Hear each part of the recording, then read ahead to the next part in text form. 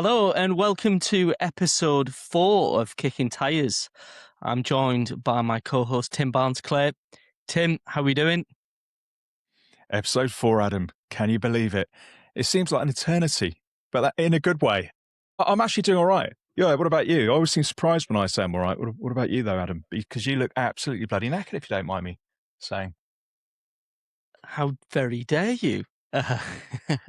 Uh, no, I think that's a fair comment to make. I'm pretty tired, to be honest with you. Still trying to get over, as crazy as it sounds, and I didn't think it would last this long. I still think that I've got jet lag from a China trip. And yeah, the past couple of weeks have been really busy playing catch up with stuff that I need to get done. So yeah, I'm tired. And you're right. It does. Episode 4. What it feels like we've been doing this a heck of a lot longer than we actually have. But and that's not But to say that in I'm a not good way. enjoying it. In a good way, yeah. Not that I'm not enjoying it. I'm very much enjoying it. It's just, yeah, 4 episodes in and it feels like 40. I think that's the nature of car journalism because if you're freelance, then you either get loads of launches in a row or you get tumbleweeds. If you staff, it's completely different, I'm sure, because you get fed the launches on a regular basis and the editorial team decides who goes out and who doesn't. So yeah, it's a weird one because you get the roller coaster of work. And I think this, if anyone who's ever done a podcast will understand, it's not just as simple as turning a camera and a mic on. There's a lot of editing involved after all this. And, the returns are quite slow on podcasts, especially video podcasts like this. It's very natural not to get that many views on YouTube. So I would encourage anyone watching this or listening to it. I'm not going to beg, but if you fancy giving us a like or a follow, that would be awesome. I just think that there's so much almost to try and capture within just the limited amount of time that we choose to have this podcast on for. So the edited highlights, really. I guess for you, because you're so knackered and jet lag has kicked in and yet you've had to carry on with work and family duties and everything else. You've not been on a launch in the last couple of weeks since we last recorded episode 3, have you? No, not been on any launches, and I've just had the one car on test that I've still got that is meant to go back on Tuesday. So yeah, it's been, as I said, it's just literally been head down since I got back from China. As you rightly said, staffers, who get to get all these press launches and cars lined up for them, they can manage their workloads probably easier than you can if you're a freelancer. So yeah, I've got back. I've got products that I'm reviewing that I need to write up. I've got cars that I tested before I went away, like launches that I went on that I need to write up. And I feel like I'm chasing my tail somewhat. But I'm slowly making ground, which is good. And you're right about the podcast. It's a labor of love at this point, and I say that in the nicest possible way. We decided to set up this or create this podcast together, and I'm really glad that we did. We both get an immense amount of kind of satisfaction from doing it and pride from, the feedback that we're getting from people. But I don't think for those who are not familiar with how podcasts work, I don't think people realize, just how much goes into it. Before every episode, we need to chat, we need to send each other kind of plans and structures for what we're going to talk about. And then obviously we sit down and we record it like we're doing here. And then after that, the editing starts. That can take hours to edit an episode. And then it's putting it out on all the major platforms, Amazon, Apple, Spotify, YouTube, each have their own different algorithms and quirks.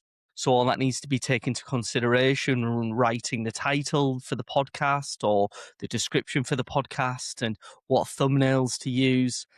So, and then in between episodes, obviously we record on a fortnightly basis between episodes. We use social media to plug the latest episode. So we share snippets or clips from that episode. And that takes time to caption and then put out on all the different social platforms, which again have different algorithms. So it's a slow burner, but it's one that we're plugging away and that we're enjoying doing. And we very much appreciate the support. And as Tim said, if you find a minute and you can follow us on our social platforms, or you can subscribe to us on YouTube or any of the other major platforms that we're on, that is very much appreciated. I think going back to those three words you said, labor of love. Mhm. Okay, so this is a labor of love. And no, I speak for myself and Adam, if I am to be Yeah. so bold. We're not independently wealthy. We do actually have to earn a living. You know what I mean? It's not like going down a coal mine doing this. People go, oh, you're living the dream. In some ways, we are. It's a great job to have. It's not a great job in other ways, though, because there's no real guaranteed income from the work we do. And if there is, then you have to work pretty hard against the rising tide of the change of, just the media's changed. I mean, anyone watching or listening to this will know, if they're over a certain age, that gone are the days where they used to sit down with their, say, mum and dad and watch the local TV news or even the national news, or even maybe a good sort of episode of Fools and Horses. Now it's a very fragmented media environment across the world, certainly in the United Kingdom. And my kids, me even, I'll watch YouTube, I'll watch catch-up TV, I don't even have a terrestrial TV, I don't have an aerial, I don't do anything in terms of just watching stuff when I want. And so this podcast might get picked up visually on audio on whatever social media channel someone is listening, watching, or engaging with. And, it's a very competitive world as well, motoring journalism. It's a cutthroat world in lots of ways. Lots of people want to do this job. And when they get into it, they kind of realize that it's not all it's cracked up to be, because cost of living and all that, if you're lucky to make $2,000 a month out of freelancing, you're doing all right, Yeah. So in this day and age, I've got a neighbour who will say to me, "Oh, God, I'm only on 70 grand a year." It's like, you're having a laugh, aren't you? Only. Only 70 grand a year. What are you on about? Oh, I'm a salesman. It's the hard times. Honestly, going to motoring journalism or any kind of media, I think I've got people I know who work even in film, and it all sounds so sexy, but everyone that wants to do it knows that you have to work so hard and be so lucky to get as far as the Top Gear guys ever did. I'm going off script a little bit here, but all I'm saying is we are there are so many motoring journalists at the moment in the UK, so many influencers, and just AI. We've got the rising tide of AI, which kind of can help, but also can be an enemy to what we do. Mm. So it's opinion. This is what I'm trying it in a long-winded way, trying to explain.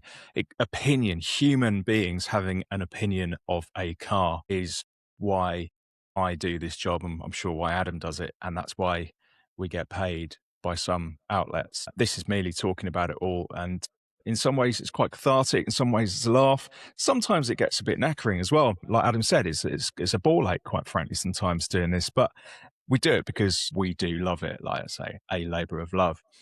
And so really from that came a launch for me in the last few days. I've been on the Mazda CX-5 launch.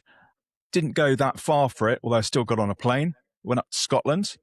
I'm sure, Adam, where you are in the northeast, it would have been easier to have driven if you'd gone on it up Yeah, to I couldn't. Edinburgh I from where wouldn't have you been are. able to. I wouldn't have been able to fly up there. Yeah, Edinburgh. You were in Edinburgh, weren't you?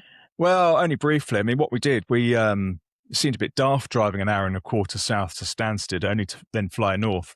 But that's what I did. Ended up going to Stansted. Just as you fall asleep on EasyJet, it's time to wake up again as you're landing at Edinburgh Airport.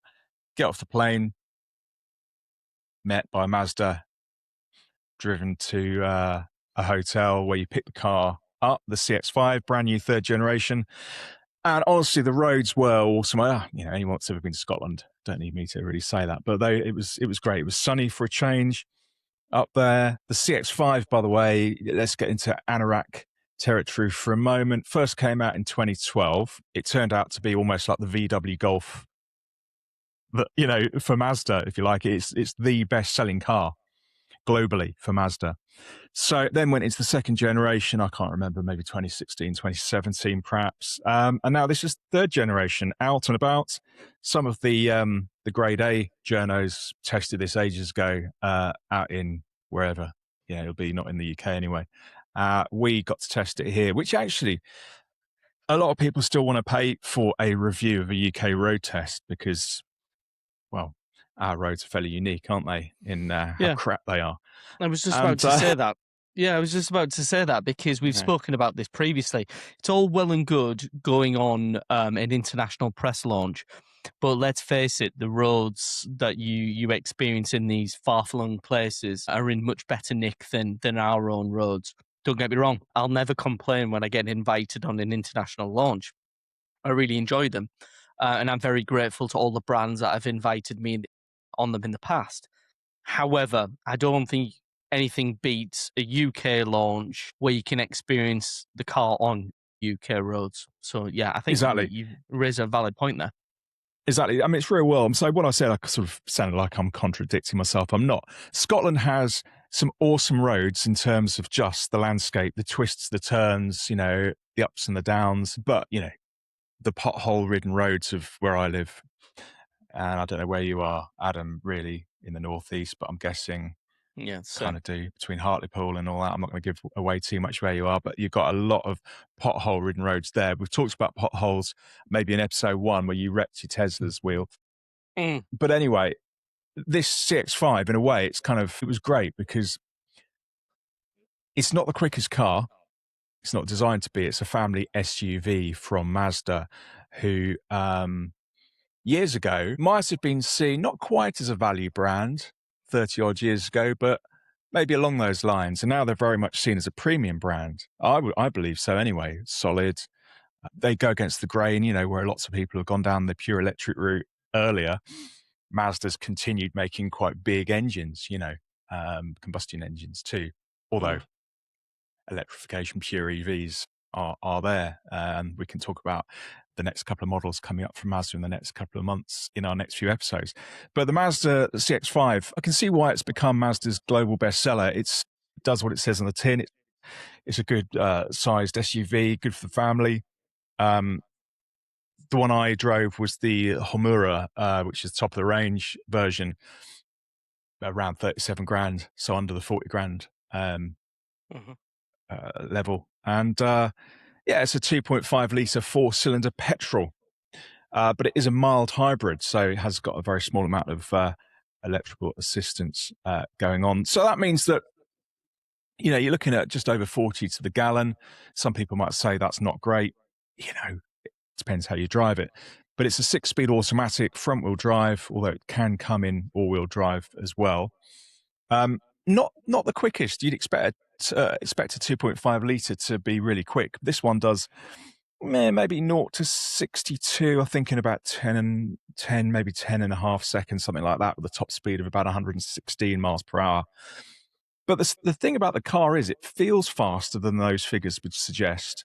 And those roads, just in Scotland, it brought the car alive. It made you realize how comfortable it is. It actually just feels so solid and safe. And it's the sort of car that I would probably have if I was choosing an SUV. It'd certainly be on my top 5 list of SUVs if I was going down that road for buying as a family car. So that's what I was doing. And I got a chance to talk to Jeremy Thompson, who's effectively the boss of Mazda UK, or the MD. It was really interesting what he was saying about he was there right at the beginning in 2012 when it came to market. He's seen it all the way through to where we are now in 2026. And he's really passionate about the brand. And he was telling me how the average managerial role, if I recall this correctly, at Mazda UK lasts about, most people stay in that role at least 16 years, which goes to show just what a good company it is to be in and about how everybody really truly believes in their products there. It shows through. It really does. The PR team that you and I have worked with for a long time, they're largely still there. And the car itself feels very well thought through. Some of the negatives, I would say the cabin quality isn't quite where it used to be. And Mazda has followed where a lot of people have gone before, where they've taken away a lot of the in-cabin controls and put everything through the infotainment screen. Yeah. So that's a bit of a shame. They've lost the rotary controller. And when you're driving along, you just want to find a button to say, I don't know, turn the temperature down or whatever. And a lot of it's within the screen. Can't really have a go at Mazda for that because lots of other brands are doing the same thing. But yeah, a good drive, a good experience, good couple of days out there driving around Edinburgh. We got down to Kelso, which is on the Scottish borders. And all in all, I came away with a feeling that while some of the cabin materials might be a bit of a letdown, overall, The car drives pretty well, very solid, and it still actually has a tick in the right box for me, which is premium. Still has that sort of premium edge to it, definitely. So, do you think there's any reasoning behind why the cabin materials aren't where you expected them to be? Because I do Mm. know other models, SUV models, higher up the range, if you want to call it that, um, are meant to be. I've never driven one personally, but are meant to be quite luxurious. Why do you think the CX-5 is any different then? And especially in the top of the range trim level that you drove. To be honest, Mazda, it's always felt to me the last few years, as I say, very premium anyway. So my expectations are up here. With some of the Chinese brands coming out, your expectations aren't necessarily anywhere. So if they do come with a really amazing interior, you do go, oh, wow, this is pretty cool. It's just I've driven Mazdas where the foam sort of behind the material feels a little, the padding feels a little thicker.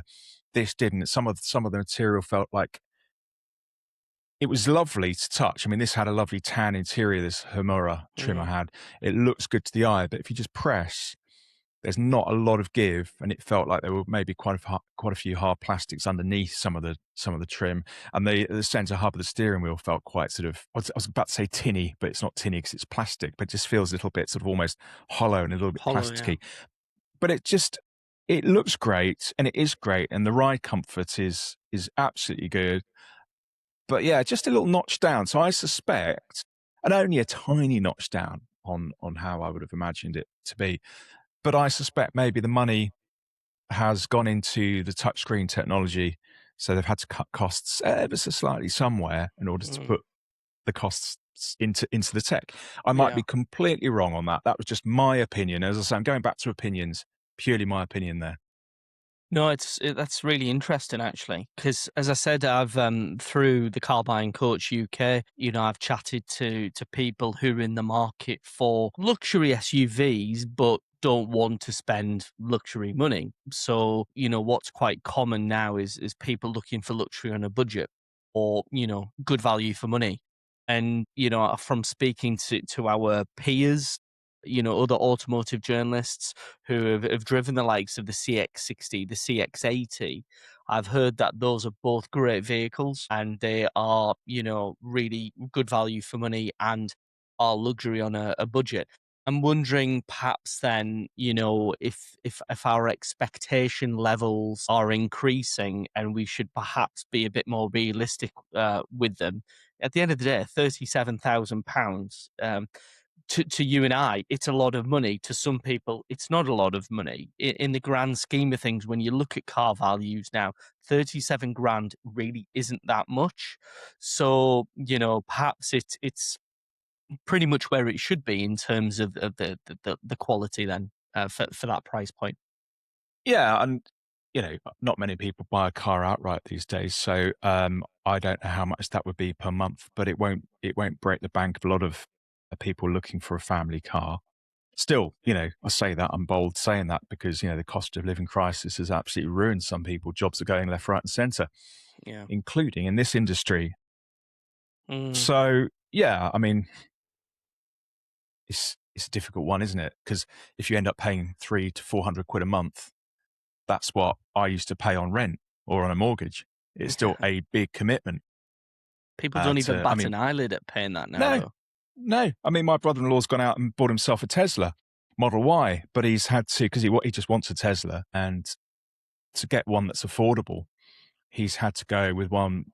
It's got, I think, what is it now? 22 reg, so what? 4 years old. It's got a full service history. It's just gone through an MOT. Cost him still quite a lot of money, but it's got 102,000 on the clock. So that'll be what, 18,000 left on the warranty on the battery, will it be? Something like that on a Tesla? Yeah, it differs between models. I'm not entirely sure for the Model Y, but it's probably about 120,000, yeah. So he's forked out quite a considerable amount of money for a car with that amount of miles on the clock. And I'm sure that will continue to serve him very well. But, not that many years ago, you wouldn't dream of buying a car with that kind of mileage, would you? No. And No. I mean, that's how people, if you've got your mindset and you're fixed on getting, just say, a Tesla Model Y, but you don't have the funds for a brand new one, and you haven't got on a salary sacrifice scheme through work, or you can't afford the monthly payments for a brand new one, then there are lots of sort of Mm. Uber style Tesla Yeah, Model yeah. Ys out there, or And X company cars. fleet Yeah, vehicles, yeah. Yeah. but you're still Um, paying an awful lot of money. yeah. It's I would say it's probably an anomaly because I don't you're right, years ago, people wouldn't touch a car with over 100,000 miles. If you had a vehicle and it was approaching the 100,000-mile mark, you were thinking of getting shot because you knew beyond that 100,000-mile mark, it would be hard to sell it on because nobody wants to buy a car. I think obviously cars have got more and more reliable over the years. But still, that 100,000 mile is a kind of a sticking point for many. Um, and a lot of people who I speak to through the car buying coach, who are I speak to about EVs, they say to me, "No, the batteries, they don't last very long, etc." So to proactively go out there and buy one with over 100,000 miles, with only about 18,000 thousand miles left on the powertrain warranty. It is quite a gamble. But something else you Yeah, said there about monthly costs on cars. My latest client for the car buying coach, a lovely lady, not a million miles away from where I am in the UK. Similar age to me, and we were both kind of brought up in families where we were kind of taught that if you can't afford to buy something outright, then you save your money until you are in a position to buy it. And this mentality that she's kept throughout her life, and she finds herself in a position now where she does have savings and she could buy, something pretty decent. Although what I will say is that once upon a time you could get a decent little run around for, a couple of grand, maybe even less than that. Realistically now, £10,000 and you're buying something that's probably 10 years old, high mileage, etc. So, kind of where we're at the moment is we're discussing, does she spend her savings on buying a car outright, and kind of sticking with that mentality that she's been brought up with, um, not owing anything on the car. However, the reason for her being in a position to buy a new car is she's had her current car 5 6 years. It's served her well. However, it's not getting any younger. It's starting to develop a few issues. They look to be quite expensive to remedy and to sort out. So she's thinking, do I just cut my losses now, get back whatever I can get back for it? I owe nothing on it. And then, do I either buy something outright, or, do I look into financing a car? So obviously, as the car buying coach UK, I can't tell people what to do. I can't advise people in that sense. All I can do is advise them about the different types of finance, and it's their decision to make. So I've been chatting to her about, potentially going down the PCP route, and what that kind of opens up.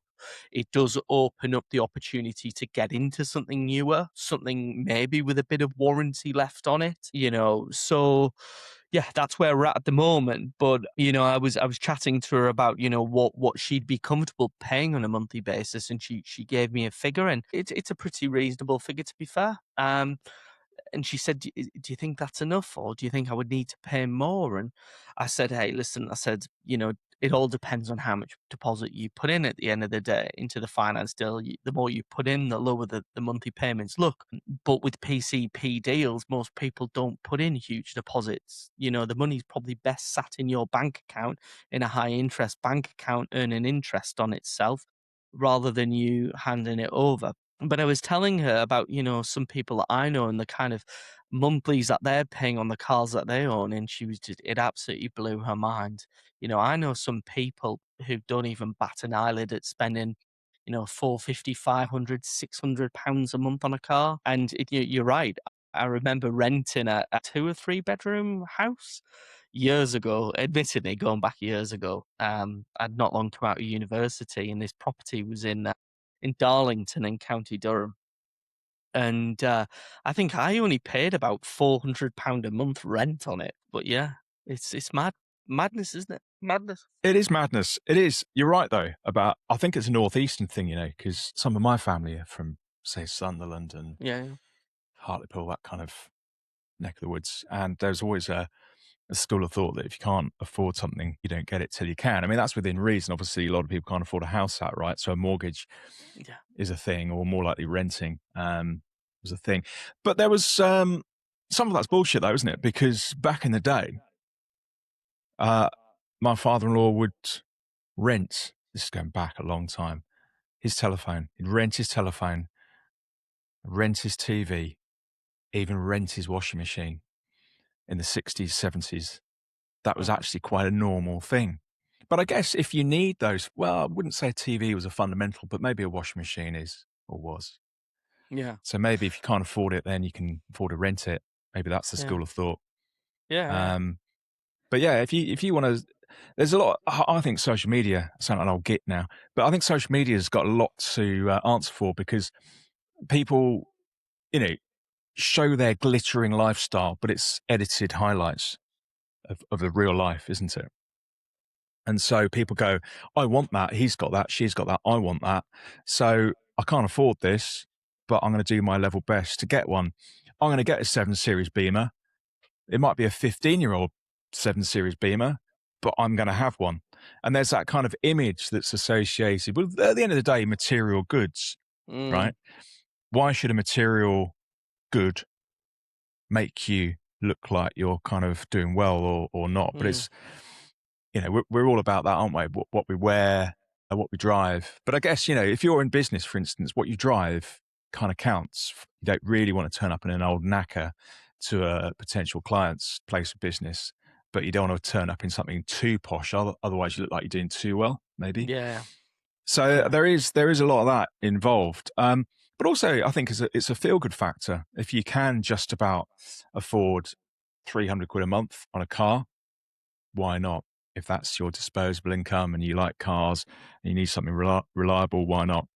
So I know we're getting off topic here a little bit, but my next launch coming up is all about nostalgia in some ways.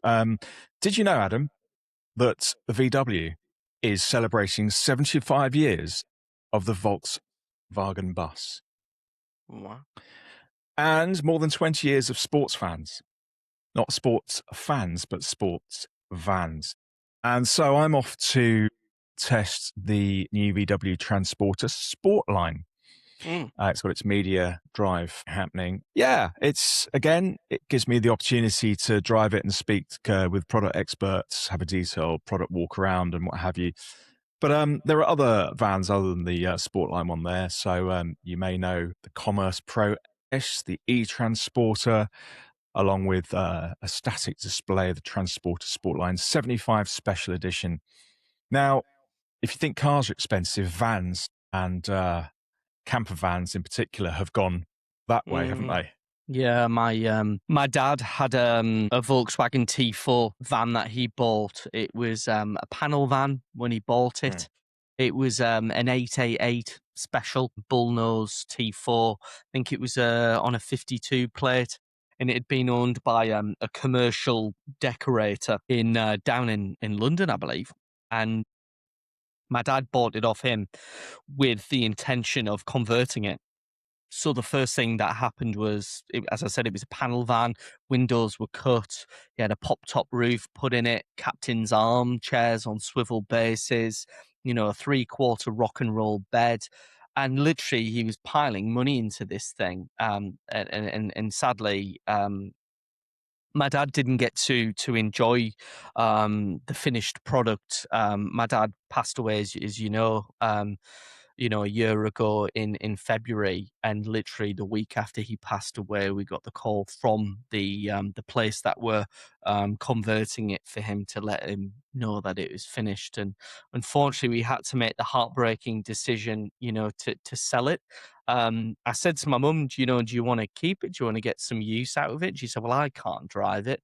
And I said, well, if you want to go away, I'll take you away in it. But she said no. She said, listen, there's lots of memories attached to the van. You know, I helped your dad pick everything for it, and I never went away in it. So, you know, to sell it now, I wouldn't really know what I was missing, if that makes sense. So, but yeah, at the time we were doing a little bit of research when we were selling it as to how much these things are going for, and they go for silly money.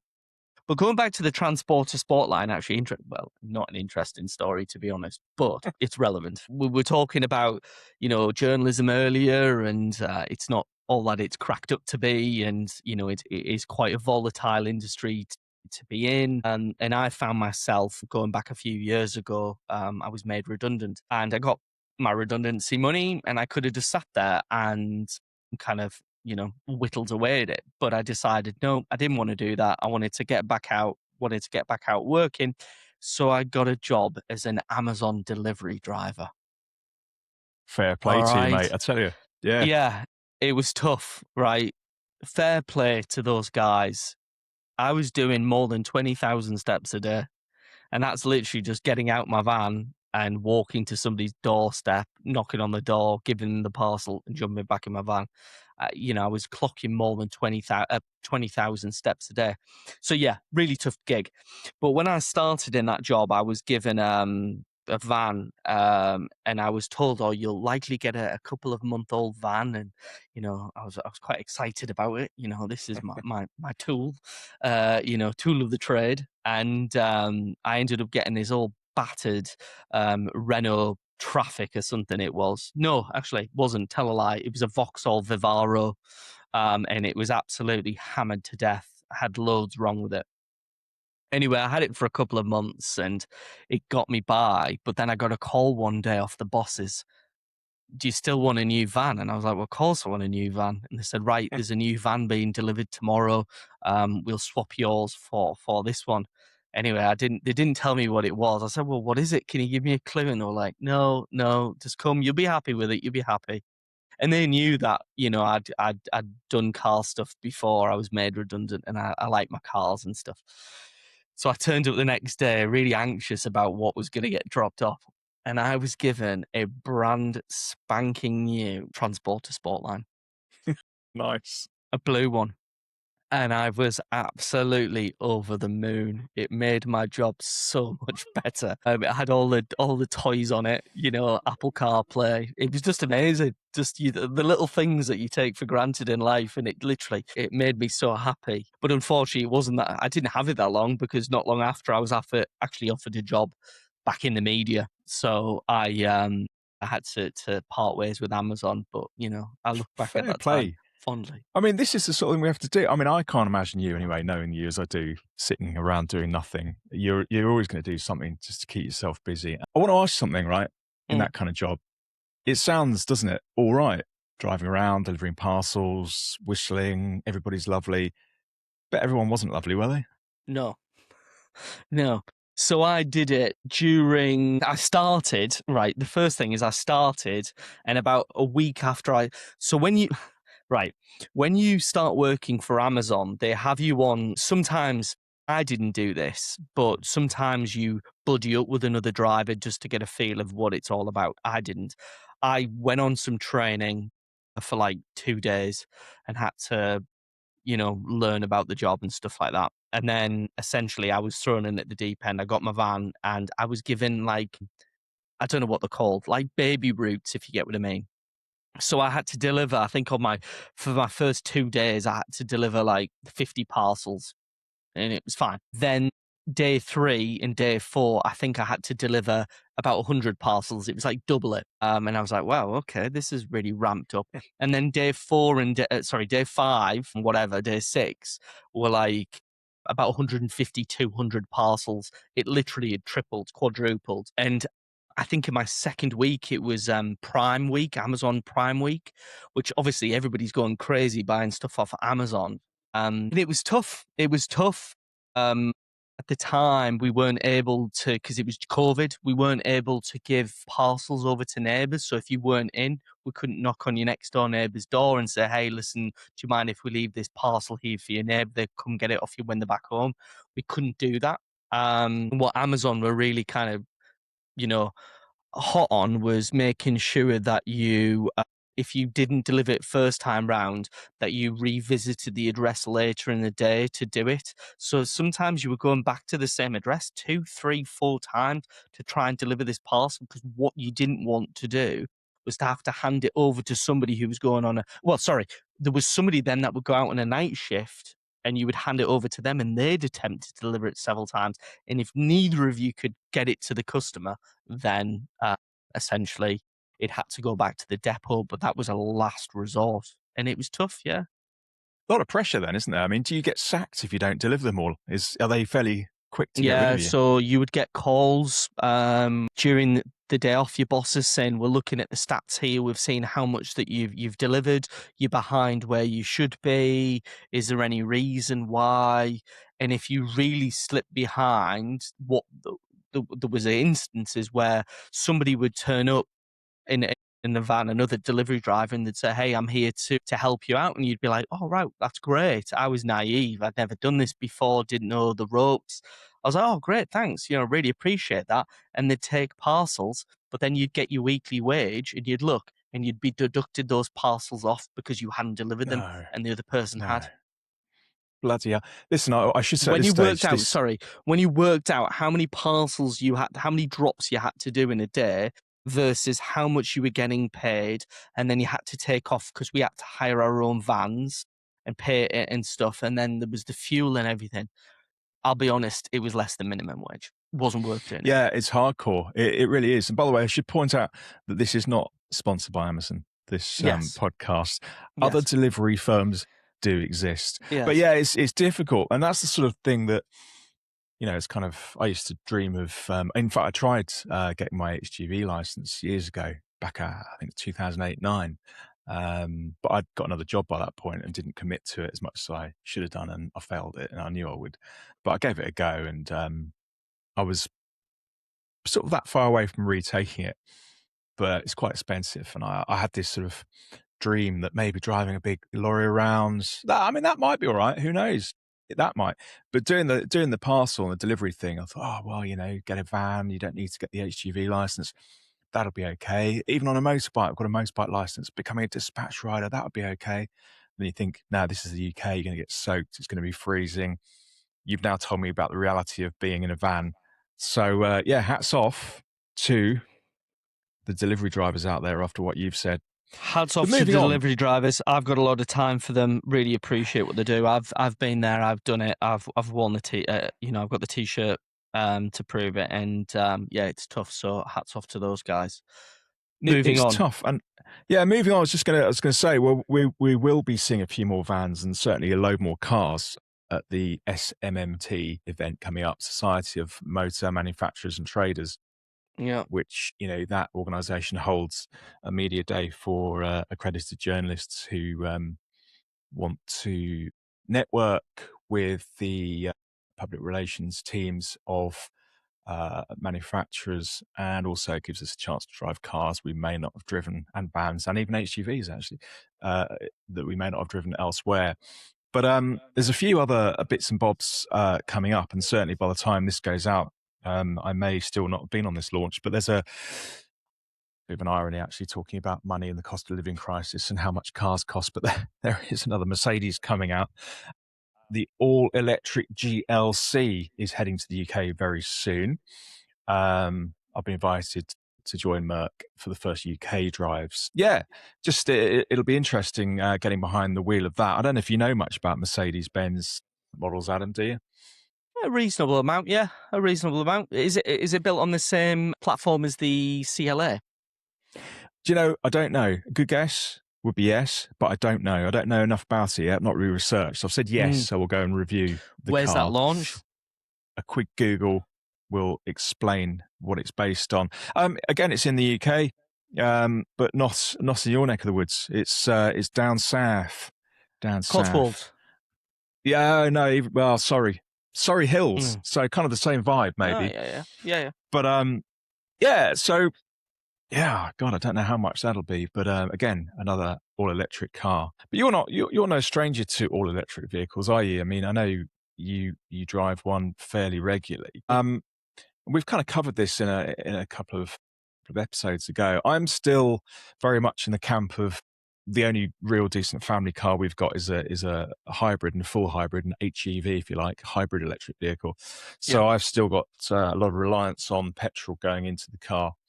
But yeah, I don't think my lifestyle would suit a full electric vehicle yet, even one with 102,000 miles on the clock. It does take some getting used to. As I said a couple of episodes ago, I was no stranger to EVs when I bought mine. I'd driven my fair share of them and I kind of knew what I was letting myself in for. Do I regret my decision? No, is the short answer. I don't. In terms of savings, it's much cheaper to run my EV than it was my previous car. It's more practical as well than my previous car was, but it's got nothing to do with it being an EV. It's more practical. But yeah, I mean, I've got a charger installed at home. I'm on an EV tariff with my energy supplier. I pay about 7 pence per kilowatt during the hours of 11:30 at night and 11? 11 or 11:30 at night and 5 or 5:30 in the morning. So basically, in my EV, I just set the charging schedule to those times, so I don't charge outside of that time. So I am only paying 7 pence per kilowatt. I never really let the charge of my EV drop below 40%. I don't charge it to more than 80% unless I know I'm doing a long trip, for example, to go on a press launch. Um, so it's always been topped up between 40 and 80%, and that cost me 2 or 3 quid to do. And I used to have a BMW M2 prior to my EV, and the EV that I've got, I've mentioned this before, it's no secret, I've got a Tesla Model 3 Performance. And as I said, when I was in the market to buy an EV, I wanted something that was more practical than my M2. I wanted something that was, relatively luxurious. I wanted something that was ideally, what was performance orientated, because I like that about cars. I like the sporty dynamics. And ultimately, if it could be cheaper to run than my M2, which most things are, admittingly, then I was onto a winner. And I feel that my Tesla Model 3 Performance ticks all those boxes. It's not the most luxurious of cars, but I like the white interior that I've got and in the black exterior. I think it's a nice combo. It does feel quite luxurious. Sound system in it's really good.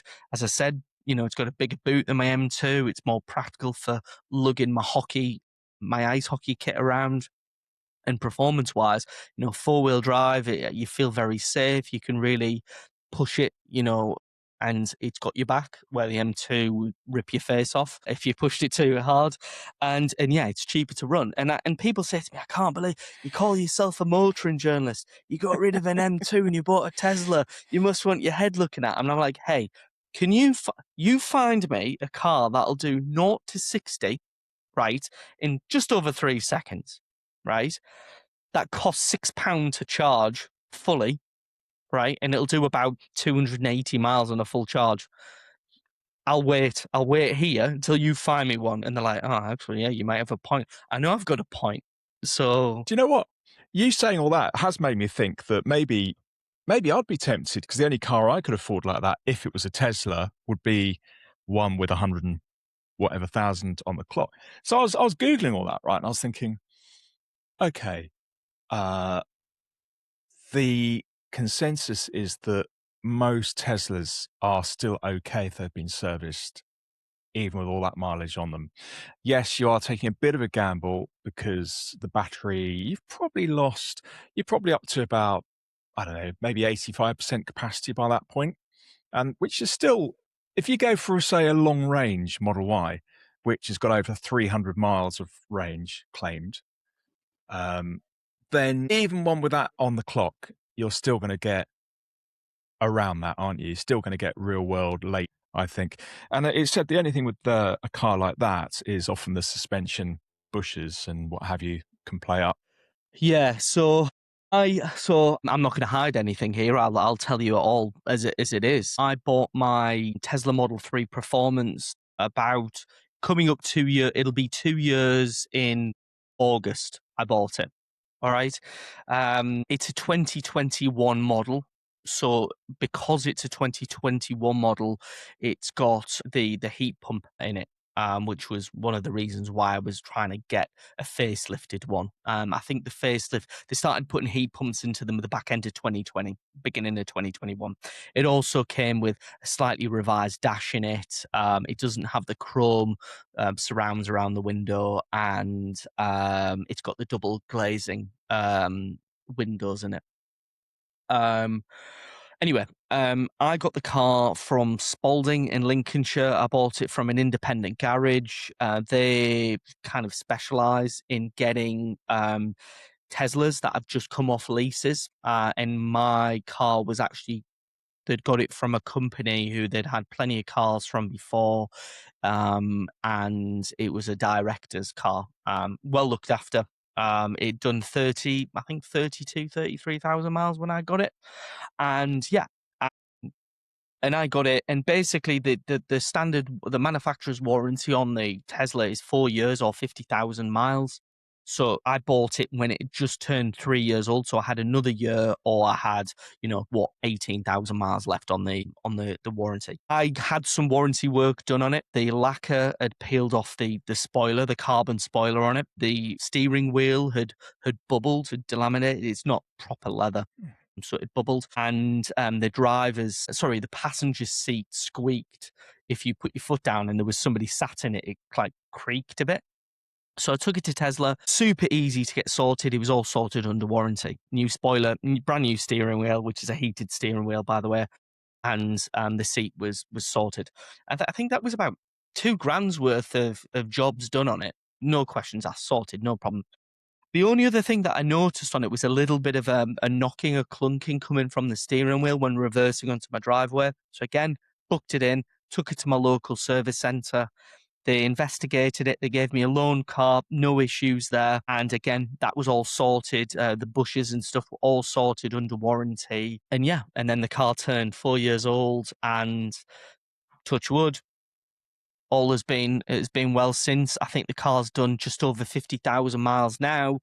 They say battery degradation should be only a couple of percent per year. So it's, 2021, so it's like 5 years old now. Coming up 5 years old.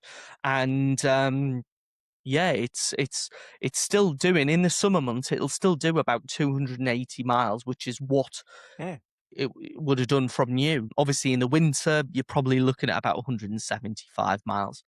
But going back to what we were saying about owning an EV, the most important things, if you are considering owning an EV, I wouldn't advise you get one unless you've got access to a charger. Ideally at home, where you can you can go on an EV tariff and you can benefit from that lower rate per pence per kilowatt, or if you've got charging at work. If you don't have those, please don't rely upon public charging. Whilst I hear people say all the time, the infrastructure is not there. The infrastructure is there. The problem is there's inconsistencies with the infrastructure. So some chargers you go to, they claim to have an output of whatever, kilowatt charge, and they don't. Or they're just stupidly expensive as well. And it doesn't make it financially viable. It doesn't necessarily make it cheaper than buying a petrol car if that's what you're going to rely upon is public charging. And the other thing as well is you do have to adapt your lifestyle somewhat. I don't think it's any inconvenience to me personally when I'm on the way back from a launch down south and I'm driving home and I have to stop 2 or 3 times. I would have probably stopped 2 or 3 times because I'm old and my bladder needs me to stop 2 or 3 times.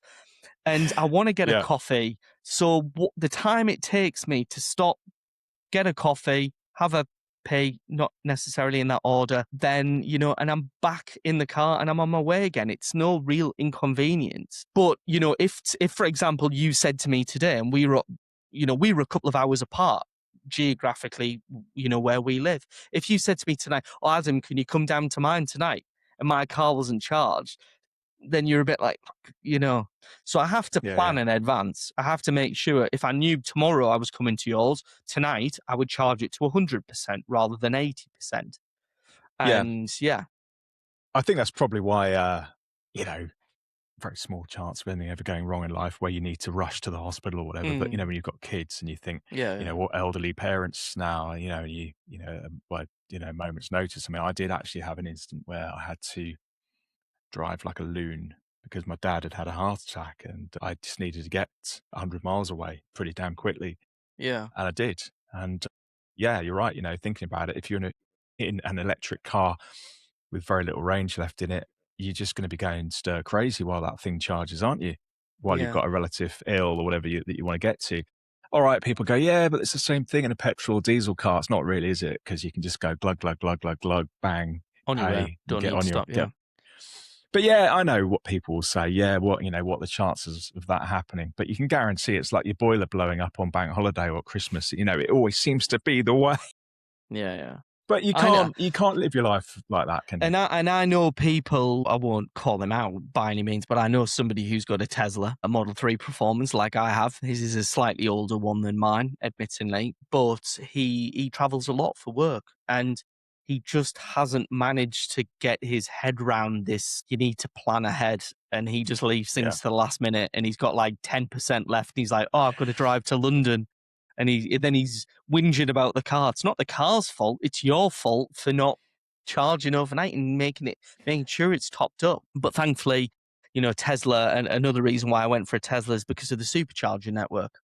Admittingly, the supercharger network infrastructure in the northeast is a bit sparse. There's one at Scotch Corner. There's one now in Durham, and then there's one at Washington Services.